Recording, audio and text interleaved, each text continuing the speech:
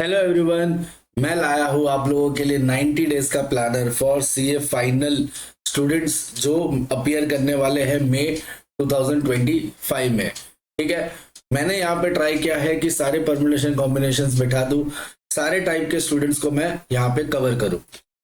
First of all exam dates अपने as per ICAI announcement है 2nd, 4th, 6th, 8th, 10th, 13th of May month.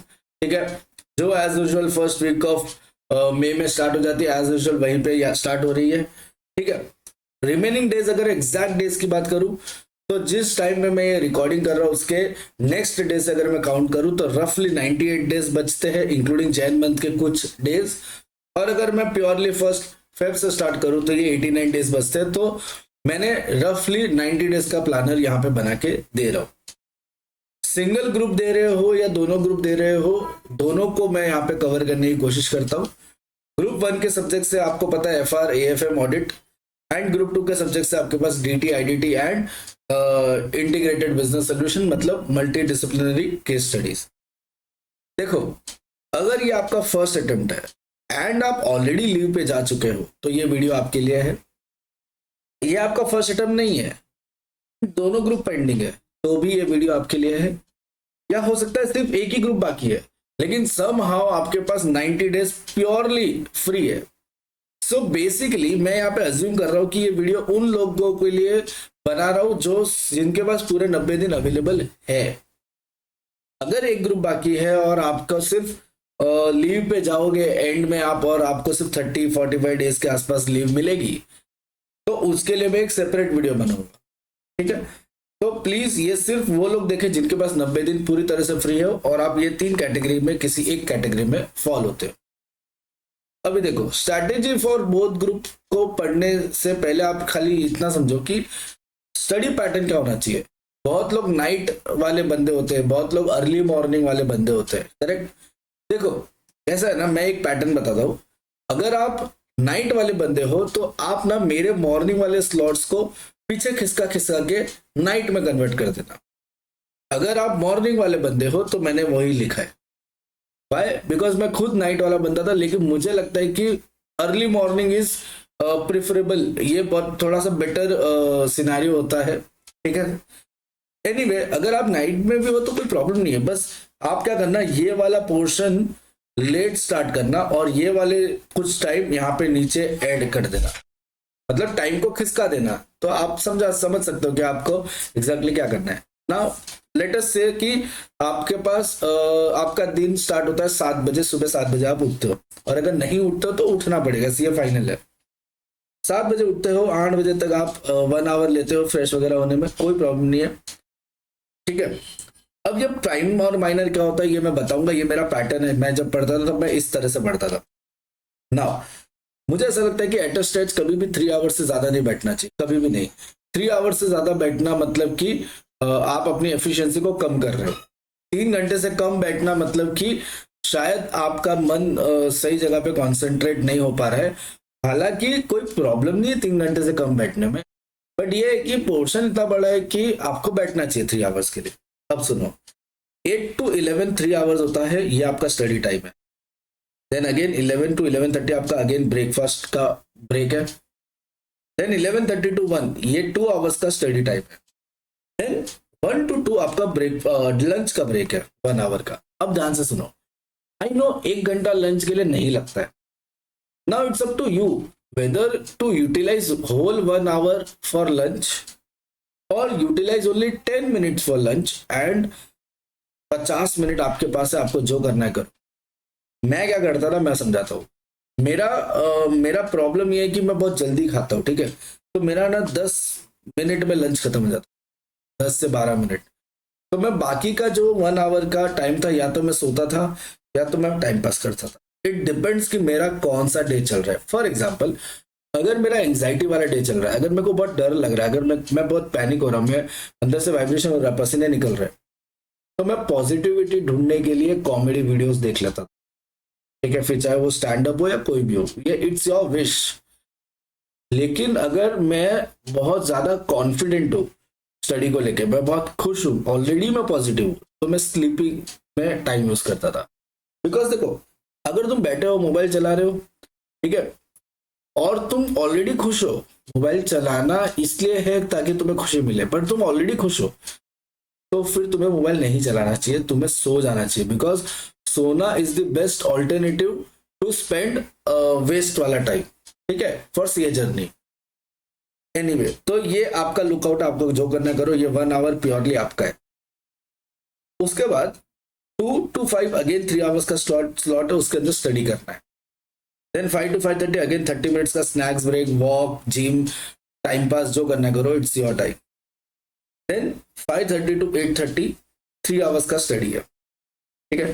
Then 8:30 to 9:30 1 hour dinner break, it's your time. भले dinner करना है, big boss देखना है, जो करना है, गेम खेलना है, जो करना है करो, फैमिली के साथ बैठना है, फैमिली के साथ बैठो। मैं यहाँ पे फैमिली के साथ बैठता था, कुछ नहीं करता था। हाँ, फैमिली बिग बॉस देखती थी तो मेरा भी नजर जाता था उधर, ठीक है। हालांकि मई में नहीं होता है बिग बॉस, बिग बॉस अभी खत्म हो गया शायद, है ना, मई में नहीं होता, नवंबर में शायद बिग बॉस होता था। Anyway, 9:30 to 12:30 3 hours again study. अभी थोड़ा सबने कोशिश करो प्राइम क्या है और माइनर क्या है। प्राइम मेरे लिए वो टाइम था जहां पे मेरा कॉन्सेंट्रेशन बहुत हाई है, या मेरा रिटेंशन पावर बहुत स्ट्रांग है, या मुझे पढ़ाई करने में अपने बॉडी को फोर्स नहीं करना पड़ रहा है, या जो भी है मुझे मजा आ रहा है। और माइनर टाइम वो है जो मेरा प्रेफरेंस नहीं है, मैं मोस्टली जबरदस्ती बैठा हूं पढ़ने, ठीक है। तो मेरे लिए मॉर्निंग का जो 3 आवर्स था 8 to 11 ये प्राइम था, मतलब गजब पढ़ाई करने में मजा आता था। देन अगेन 11:30 to 1 PM मैं बहुत ज्यादा कॉन्सेंट्रेटेड होता था, मेरे को मजा आता था पढ़ने। लेकिन मुझे ये वाला स्लॉट पढ़ने में मजा नहीं आता था, 2 to 5। ऑफ कोर्स बहुत ऑब्वियस रीजन है, दोपहर का टाइम में थोड़ा सा नींद आ रहा है, थोड़ा सा थक गए, एक्सेट्रा एक्सेट्रा। देन 5:30 to 8:30 ये यहाँ पे जो मैं चाय पीता था ना, ये चाय गजब थी। क्यों? क्योंकि इसके बाद जो इवनिंग वाला टाइम था ना, वो बहुत बेस्ट पढ़ाई होती थी। बट फिर अगेन ये वाला लास्ट वाला टाइम खराब हो जाता है, ठीक है। अब ये प्राइम और माइनर में क्यों डिवाइड करना है अभी समझाता हूँ। सो टोटल स्टडी टाइम आपका हो गया प्राइम 8 आवर्स एंड माइनर हो गया आपका 6 आवर्स, एंड अकॉर्डिंगली आपके पास कितना हो गया टोटल 14 आवर्स का स्टडी हो जाता है, ठीक है, विच इज गुड। मतलब 14 आवर्स होता है, देखो बनाने में 18 घंटे का बना के दे दो, पर प्रैक्टिकली पॉसिबल होना चाहिए, करेक्ट। तो I guess 14 hours 12 hours is very good plan, right ना। अब मुझे ये 90 दिन को कैसे यूटिलाइज करना चाहिए, तो देखो दो टाइप का स्टूडेंट होता है। एक स्टूडेंट वो होता है जो फटाफट समझता है, जल्दी पढ़ता है, जल्दी रिटेन हो जाता है, उसको चीजें याद हो जाती है, गॉड गिफ्टेड है, मेहनत है, जो भी है, पर उसको फटाफट होता है, उसकी रीडिंग स्पीड बहुत अच्छी है। और एक मेरे ऐसे स्टूडेंट जिसकी रीडिंग स्पीड स्लो है, समझने में थोड़ा टाइम लग जाएगा, शायद कुछ चीजें बहुत फास्ट समझ जाएगी, कुछ चीजें समझने में टाइम लग जाएगा, कुछ थोड़ा बहुत माइंड डाइवर्ट हो जाएगा। तो एनी मतलब आपको अगर ये वाले कैटेगरी में नहीं आते हो, मतलब कि जो बहुत फास्ट पढ़ते हो, तो आप ये वाले कैटेगरी में, सिंपल। फिलहाल इनकी बात करते हैं जो बहुत फास्ट पढ़ते हैं, जो बहुत जल्दी रिटेन कर लेते हैं, जो बहुत अच्छे हैं पढ़ाई में, तो उनको 3:2:1 में अपने 90 दिन को बांटना चाहिए। मतलब 45 days, 30 days, 15 days. 45 days would be your first reading, 30 days आपका होगा revision plus first mock, and last 15 days होगा आपका वो एग्जाम जैसा रिविजन, कि 2 दिन 1.5 दिन पढ़ो मॉक दो, 1.5 दिन पढ़ो मॉक दो, मतलब सेकंड मॉक, ठीक है। अब क्या प्रेफरेंस है, single subject per day, 2 subject per day, 3 subject per day. तो सीए फाइनल के लेवल पे single subject per day at first reading not preferable.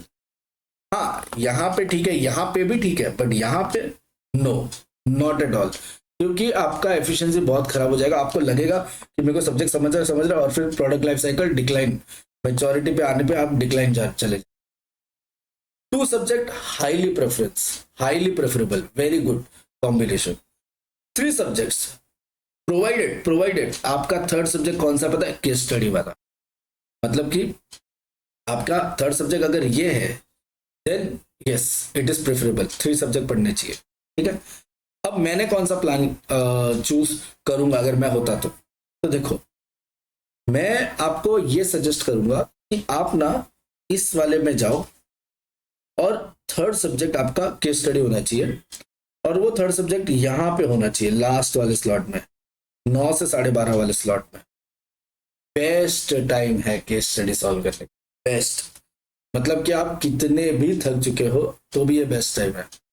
अब देखो, अब बोलोगे मैं नाइट वाला बंदा हूं, तो कोई बात नहीं, तो फिर शायद आपका दिन यहाँ से चालू होता होगा 11:30 से, तो ये वाला स्लॉट पूरा यहाँ पे सेट हो जाएगा, और यहाँ पे जो ये लास्ट वाला स्लॉट होगा ना, ये आपका केस स्टडी का टाइम होगा। मतलब आप कैसे भी पढ़ते हो, आपका डे एंड जहां पे होता है रात को 3 बजे 4 बजे, उस टाइम पे आपका केस स्टडी वाला टाइम होना चाहिए। मेरा कहने का मतलब ये था। फिर भी आपको लगता है कि नहीं नहीं नाइट में मेरा बेस्ट होता है, तो कोई भी माइनर टाइम उठाओ, वहां पे केस स्टडी वाला टाइम होना चाहिए। हो सकता है वो दोपहर का हो, दोपहर भी बेस्ट टाइम है, यहाँ पे भी केस स्टडी उठा सकते हो। अब सुनो, मुझे कौन से कॉम्बिनेशन में पढ़ाई करनी चाहिए।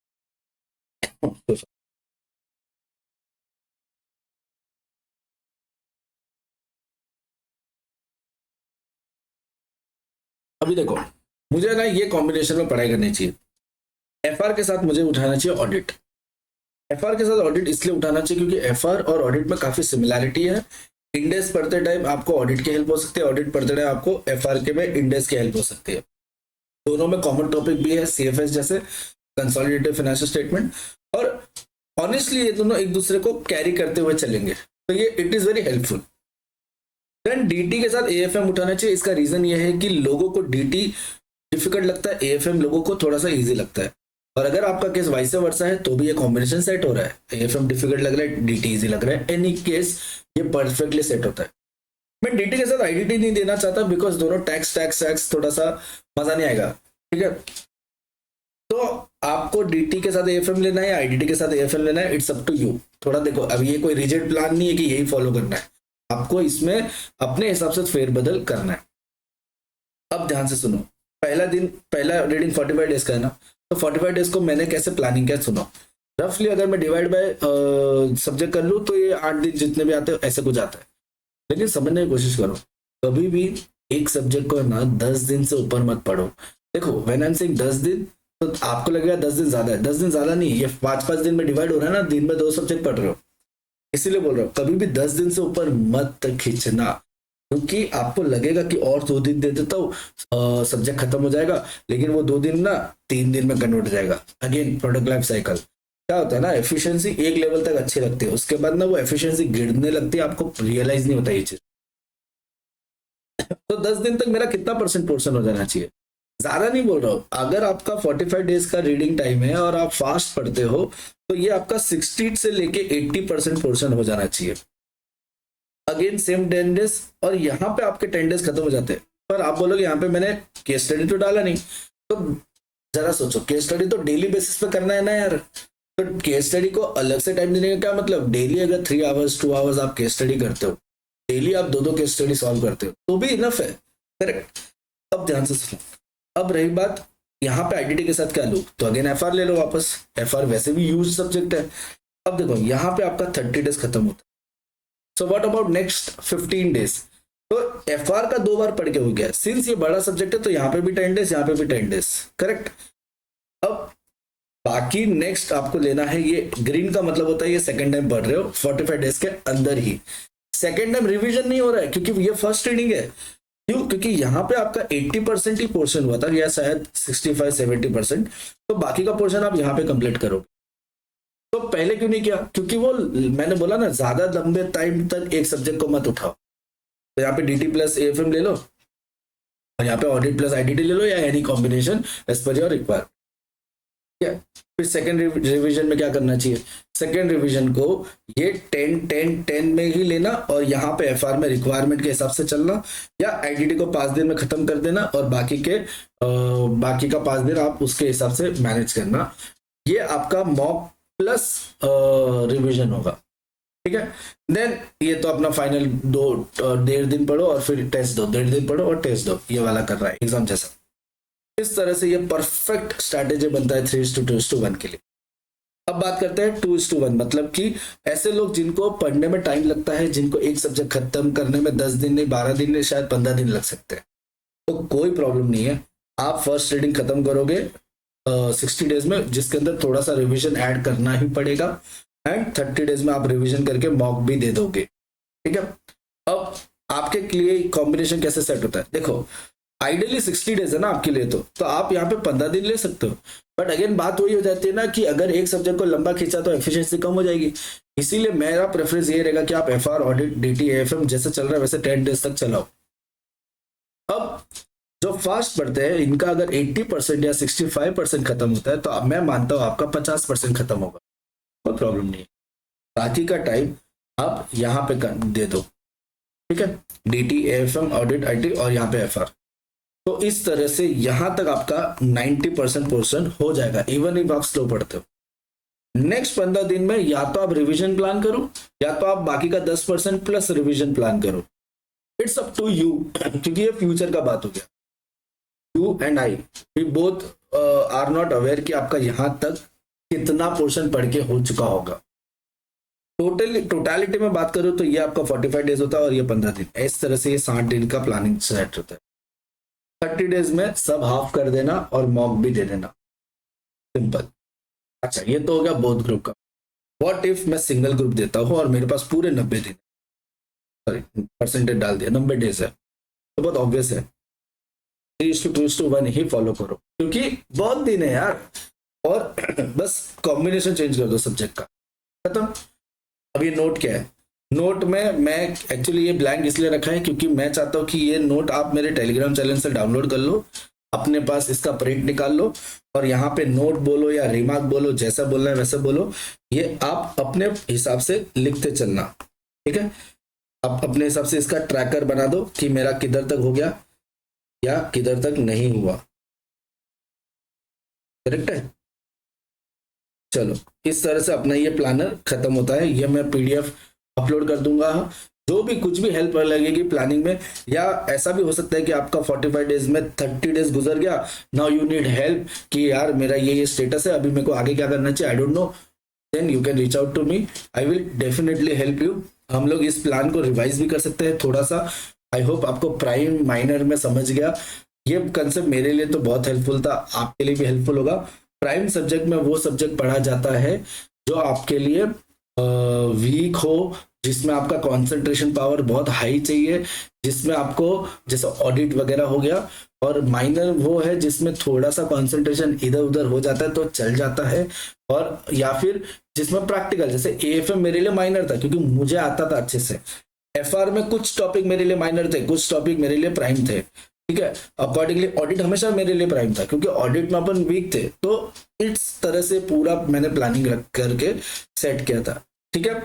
चलो, आई होप ये अच्छे से आपको समझा होगा, अच्छे से कन्वे हुआ होगा। फिर भी अगर कुछ डाउट होगा then you can definitely reach out to me, thank you so much.